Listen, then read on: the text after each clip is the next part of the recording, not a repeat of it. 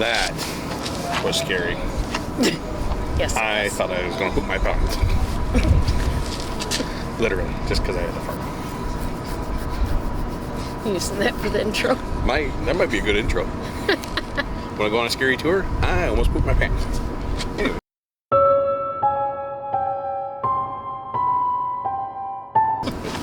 So tonight we came over to Savannah Riverfront. River Street. Sorry. To do the haunted Ghost Tour Trolley ride. It was pretty cool. Yeah, I liked Something it. different to do. This one you actually got to go in and see some things and hear some things. So There's that ghost. when in doubt, you just got to turn it off and turn it back on. Let's try not to drop the camera again. Figures we bring the expensive camera out and it slides off the Jeep because I just got it waxed. Is it that or was it a ghost? Oh, there's a barking duck around here somewhere. It's terrifying. Alright, so check this video out, guys.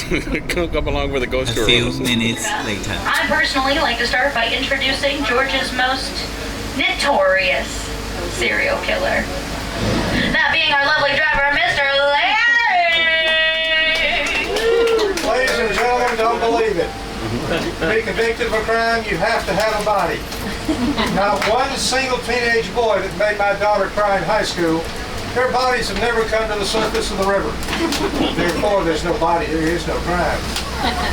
And speaking of the river, I'm also referring to that to our left side.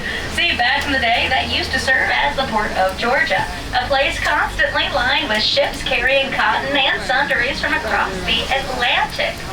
But as the hot and humid summer of 1820 drew near, the more elite citizens fled up north towards more mild climates, leaving the less fortunate to brace for fever season. See, Savannahans knew what to expect that time of year. Come from the Savannah River. In fact, rowdy sailors made this area a dangerous place to be. This area used to be pubs, taverns, chandleries, and the building of which we're going to pass in a minute remains widely unchanged, that being the Pirate's House, built back in 1753. It used to be a bar, a place where sailors would come share a drink or two while telling tales of glory on the seven seas. But more often than not, these crews find themselves a few men short of a full crew. And they have to have some way to remedy that issue. So they're going to go inside. They're going to look for the strongest man that they can find. And they're going to do it. In the building coming up on our left, it's got the gray siding, hate blue shutters, and the giant sign that says Pirate's House. That'd be the Pirate's House. All right, now I got to pick up some people. Blue shirt. Yes. Peter, do you guys consider yourselves strong? No. No? Well, that's too bad, because I'm going to pick on you regardless. See, they're going to walk up to you. They're going to offer you a drink. They're going to offer you a job. Should you decline, well, they might just slip a little something extra into the drink, and you'll wake up on a ship bound for China with a new career you didn't know you signed up for. Everybody, a round of applause to Blue Shirt and Peter. They just got jobs.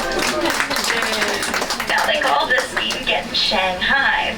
And people will also ask me, they're like, Madame Rouge, how did they get the bodies from the bar to the ships without people noticing? It usually causes a fuss. Well, if you want the answer, you just gotta look down. No, not now, that's a floor. Eventually, talking about underneath our city, we got subterranean tunnels honeycombed throughout, the most famous of which actually leads back to the Pirate's House. Now, a couple years ago, we have a server who's working there. He hears these tales, and on his lunch break, he goes to explore the tunnels. While he's down there, you know what he finds? He finds nothing! Well, nothing except for a wall full of rubble that blocks his path. So he goes to head back up the stairs, but then he hears voices. Assuming it's his manager coming to scold him for taking an extended lunch break, he hides, only for 5 men to round the corner wearing colonial attire, dragging an unconscious man behind them, and proceed to walk straight through that brick wall. Well, the server had enough of whatever that was. Proceeded to very quickly make his way back up the stairs, find that manager, and give him his 2-word notice. I'll quit. But while we're on the topic of ghosts, I should probably give you guys a little bit of a warning. Our spirits here in Savannah, they tend to come in all different shapes and sizes, and some of them definitely are not human. At least that's the case for the Davenport house. It was built back in 1820 by original owner and master architect Isaiah Davenport. I'm kidding, I've been told I'm not allowed to do that anymore. It's court ordered.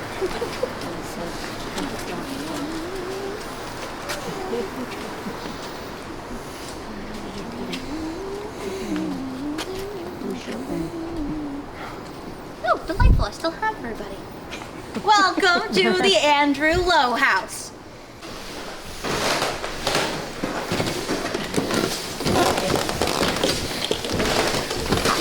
I'm getting a great shot of your tushy. So far, it's the scariest thing.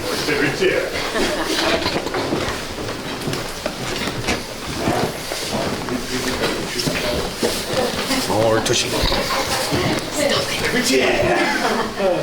Dad jokes for the win.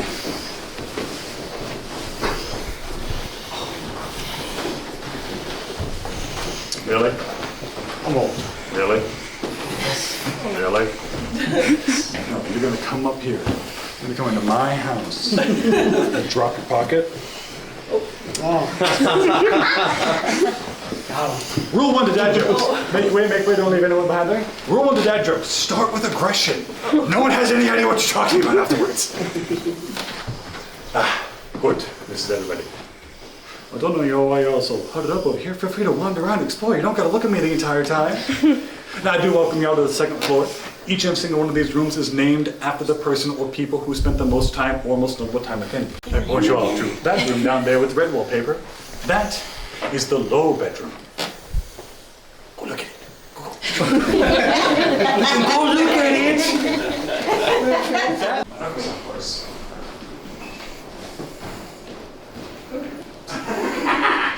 What happens when you've been alive for over 400 years? You can't go except you. Now, welcome to the parlor room. This room is divided into two sections. The formal parlor on my left with the picture of Andrew, and the informal parlor on my right with the picture of Miss Mary. Now, this home was originally built for Andrew's first wife, Miss Sarah Cecil Hunter. This was meant to be her home. Unfortunately, she passed away months before this home was even completed in 1849, leaving the role of mother and caretaker to Andrew's second and final wife, Miss Mary Cooper Stiles. The one you all heard about upstairs. Yes.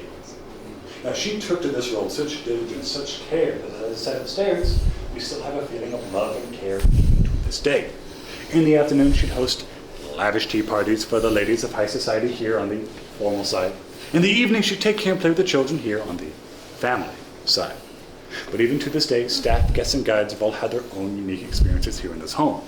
From what feels like someone placing a hand on the shoulder, brushing away loose hair, pulling on a collar, fixing of a necklace. We believe this to be Miss Mary, still wandering through these halls, making sure people are right, proper, and taken care of. Now, speaking of wandering, do take your final photos and follow me this way. We ran out of room to Tetris people inside. It became so jam-packed full of bodies. I mean, people were just dying to get in. Now, this would mean that over time, we wound up having to close its gates. But to make up for it, we would open up 2 new cemeteries, Laurel Grove to the west and Bonaventure to the east.